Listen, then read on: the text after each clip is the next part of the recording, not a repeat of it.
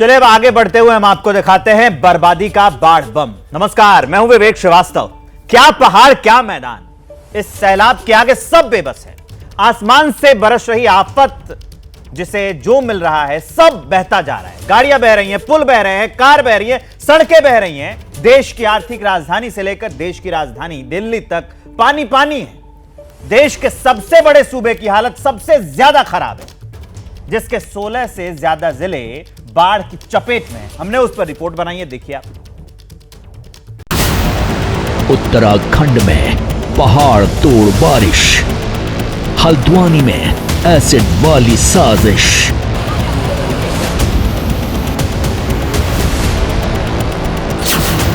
नदियों की बिगड़ी चाल, यूपी बिहार का बुरा हाल।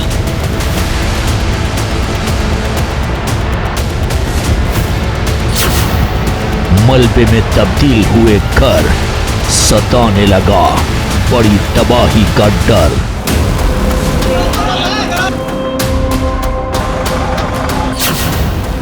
लैंडस्लाइड के बीच जिंदगी की फाइट, राप्ती, घाघरा, शारदा ने की हवा टाइट।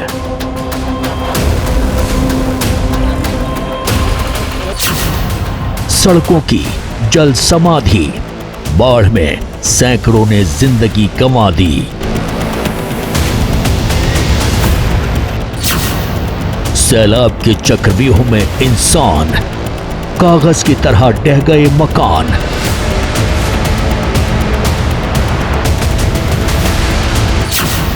बर्बादी का बाढ़ बम।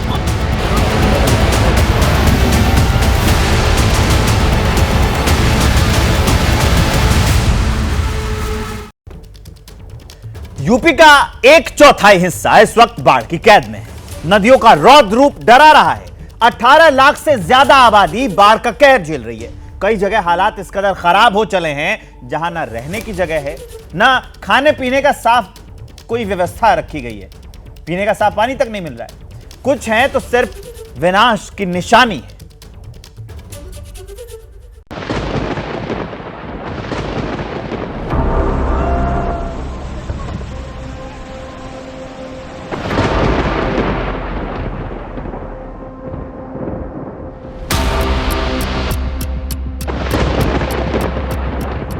बहुत दिक्कत हो रही है सर। जैसे पानी भर गया, घर में पानी आ गया, बनाने खाने में दिक्कत, फसल के नुकसान हो गए। यहाँ बंदे पे हम लोग अपना भैंस गोरू बांध के बैठे हुए हैं। देश का सबसे बड़ा सूबा इस वक्त सबसे बड़ी मुसीबत से जूझ रहा है। इस मुसीबत का नाम है बाढ़, जिसकी चपेट में आकर 800 से ज्यादा गांव जल समाधि ले चुके हैं। हजारों लोग अपना आशियाना खो चुके हैं। लखीमपुर खीरी में शारदा, बाराबंकी, अयोध्या और बलिया में घाघरा, गोरखपुर में राप्ती, सिद्धार्थनगर में बूढ़ी राप्ती, शाहजहांपुर में गर्रा और गोंडा में क्वानो नदी अपनी सरहदें पार कर खतरे के निशान से ऊपर बह रही हैं। प्रदेश में बाढ़ से त्राहिमाम कर रहे जिलों की गिनती बढ़कर 16 पर पहुंच गई है, जिसकी 18 लाख से ज्यादा आबादी बीते 24 घंटे से बाढ़ का तांडव देख रही है।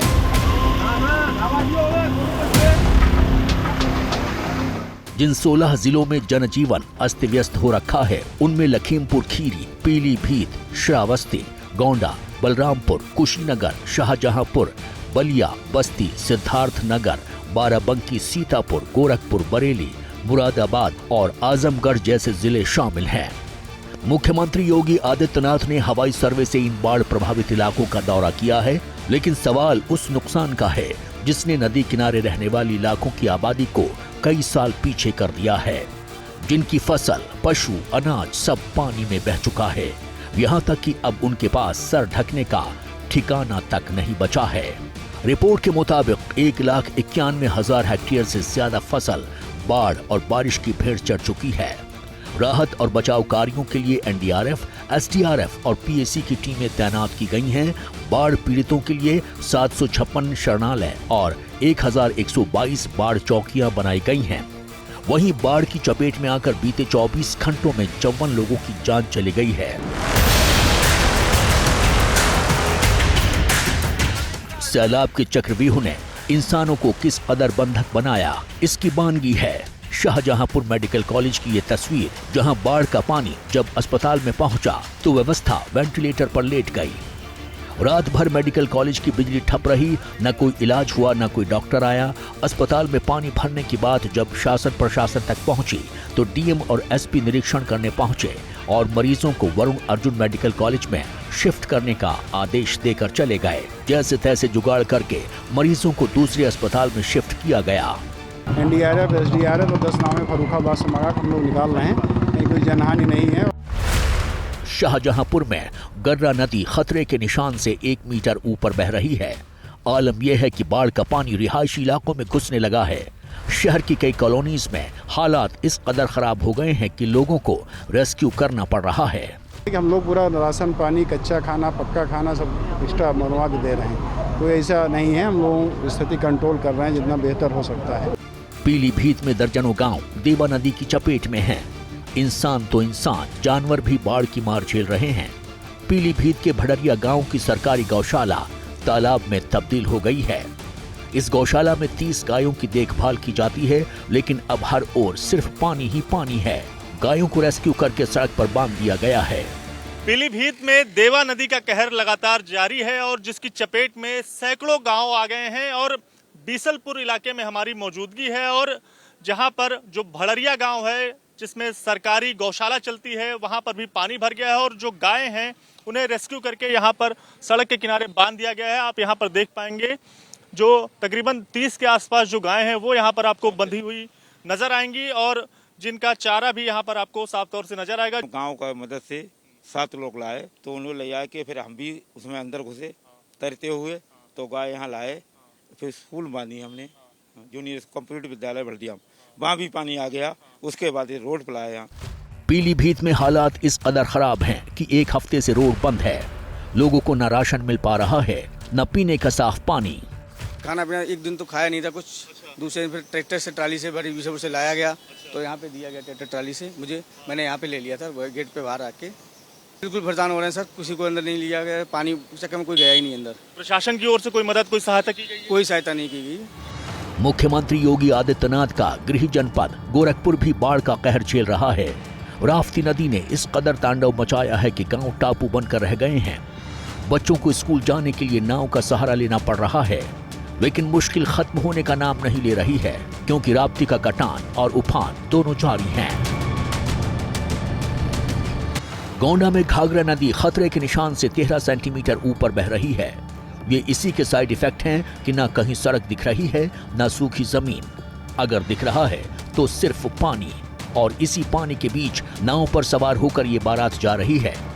दूल्हे राजा सोई हुई व्यवस्था को मन ही मन कोस रहे हैं, क्योंकि समय रहते अगर कुछ काम किया होता तो इस तरह बारात लेकर न जानी पड़ती, क्योंकि इस बारात में जान का रिस्क भी बड़ा है। हर साल बाढ़ में नाव पलटने की खबर आती है, हालांकि यहाँ कुछ ऐसा नहीं होता। दूल्हे राजा अपनी बारात लेकर सुरक्षित पहुंच जाते हैं। बाढ़ बारिश के बीच सबसे त्रासदी भरी तस्वीर लखीमपुर खीरी से आई है, जहां बाढ़ के चलते समय पर अस्पताल न पहुंच पाने से एक लड़की की मौत हो गई, जिसके बाद 2 भाइयों को अपनी बहन का शव लेकर 5 किलोमीटर तक पैदल चलना पड़ा। तस्वीरों में आप देख सकते हैं दोनों भाई बारी बारी से बहन को कंधा दे रहे हैं, पीछे मां बिलख बिलख कर रो रही है। इसकी तस्वीरें सोशल मीडिया पर पटी पड़ी हैं, जो सोए हुए सिस्टम और बदतर हो चली व्यवस्था को आईना दिखाती है। समाजवादी पार्टी के अध्यक्ष अखिलेश यादव ने भी इसका वीडियो अपने सोशल मीडिया पर शेयर किया है। एक्सपायर हो गए भैया। कैसे इलाज के भाव में? इलाज और यातायात के कारण। यातायात के कारण?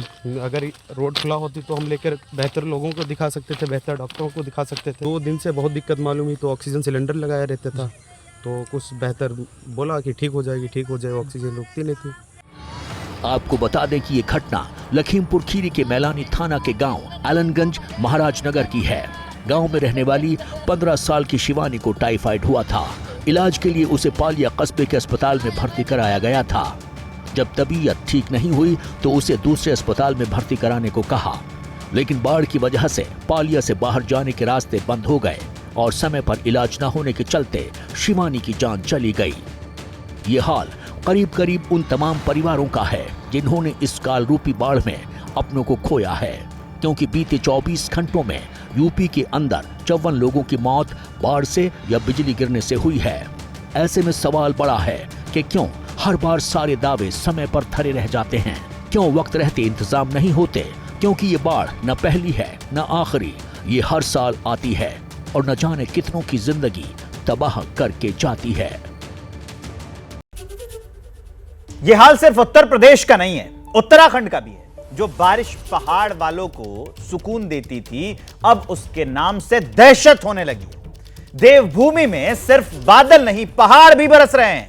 लैंडस्लाइड से ज्यादातर सड़कों की हालत खराब है। उधर आर्थिक राजधानी की तबीयत भी ठीक नहीं है। रिपोर्ट उस पर है, देखिए।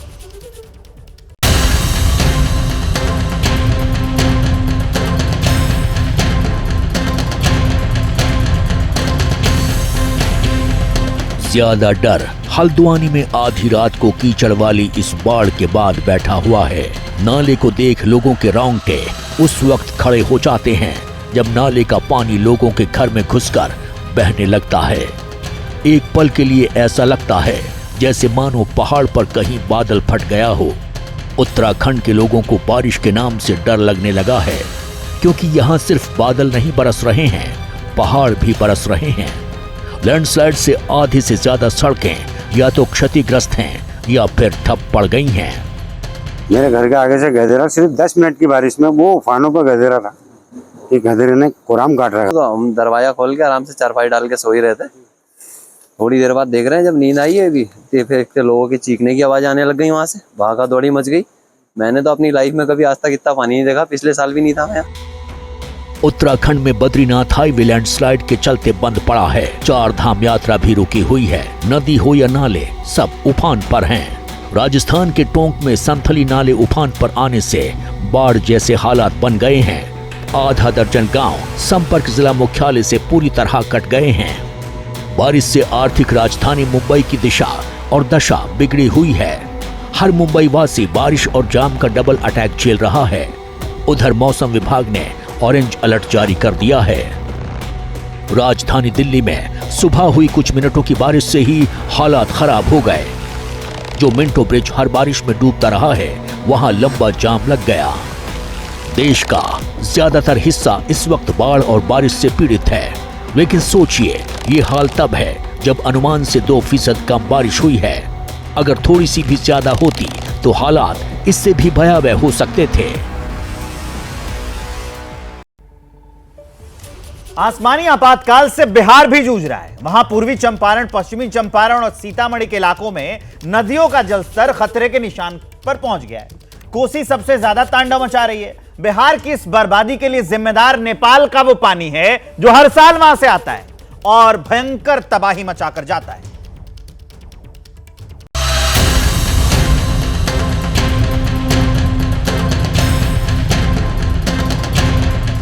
ये नेपाल की त्रिशूली नदी है जो शुक्रवार को उस वक्त काल बन गई जब यात्रियों से भरी 2 बस हाईवे पर हुए लैंडस्लाइड के बाद नदी में गिर गईं। दोनों बसों में 63 यात्री सवार थे। इस हादसे में 7 भारतीय और एक चालक की मौत हो गई, जबकि 50 से ज्यादा लोग अभी भी लापता हैं, जिनकी तलाश में लगातार आपात प्रबंधन की टीम जुटी हुई है। दरअसल नेपाल के कई इलाकों में लगातार बारिश हो रही है और अब नेपाल से छोड़े गए पानी की मार बिहार झेल रहा है। शुक्रवार को ही गंडक बैराज से 3.36 लाख क्यूसेक पानी गंडक नदी में छोड़ा गया, जिससे बिहार के कई इलाकों में बाढ़ का खतरा मंडराने लगा है। पूर्वी चंपारण, पश्चिमी चंपारण और सीतामढ़ी के इलाकों में नदियों का जलस्तर रिकॉर्ड लेवल पर पहुंच गया है। दरअसल बिहार का मैदानी इलाका नेपाल से सटा हुआ है।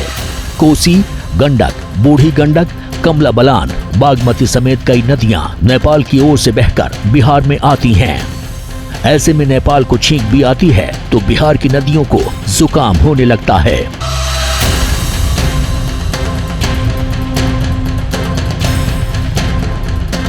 अकेले नेपाल की 7 नदियों का पानी कोसी में मिलता है, जो बिहार में हर साल सबसे ज्यादा तबाही मचाता है। इसीलिए कोसी को बिहार का शोक भी कहा जाता है।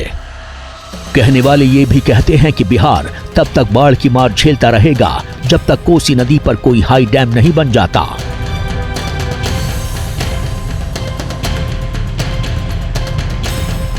इसको लेकर भारत और नेपाल के बीच कई दौर की बातचीत हुई, लेकिन आज तक कोई ठोस फैसला नहीं हो पाया।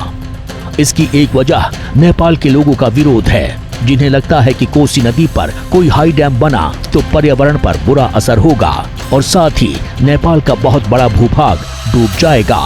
वहीं बिहार में बाढ़ का एक बड़ा कारण पानी की निकासी न होना है। कोसी नदी पहले कई अलग अलग धाराओं में बहती थी, लेकिन इसे तटबंधों से बांधने की कोशिश की गई। मिट्टी से बने बांध आसानी से टूट जाते हैं, लेकिन इनसे निकलने वाला पानी और खतरनाक हो जाता है, क्योंकि पहले पानी आसानी से निकल जाता था, लेकिन बांध के कारण ये और प्रलयनकारी हो जाता है। ये उस बर्बादी की वो कीमत है जिसे हर साल बिहार चुकाता है।